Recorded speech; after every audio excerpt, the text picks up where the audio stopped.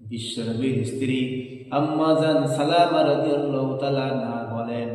আমার নবীজি যখন ঘর থেকে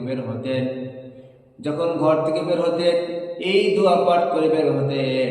আল্লাহুম্মা আউযু বিকা আন আদিল্লা আও উদাল্লা আও আজিল্লা আও উযাল্লা আও আজলিম আও উজলাম আও আজহাল আও ইজহাল। এই দোয়া পাঠ করতেন, আল্লাহুম্মা হে আল্লাহ, আউযু বিকা আন আদিল্লা আও উদাল্লা, আমি আপনার নিকটে পথভ্রষ্টতা হওয়া বা পথভ্রষ্ট করা, আও আজিল্লা আও উযাল্লা, এবং গুনাহ করা বা গুনাহের দিকে ধাবিত হওয়া, আও আজলিম আও উজলাম, জুলুম করা বা জুলুমের শিকার হওয়া, আও আজহাল আও ইজহাল, এবং অজ্ঞতা প্রকাশ করা, অজ্ঞতা প্রকাশের পাত্র হওয়া থেকে আমি আমার আল্লাহর নিকট আশ্রয় প্রার্থনা কামনা করছি।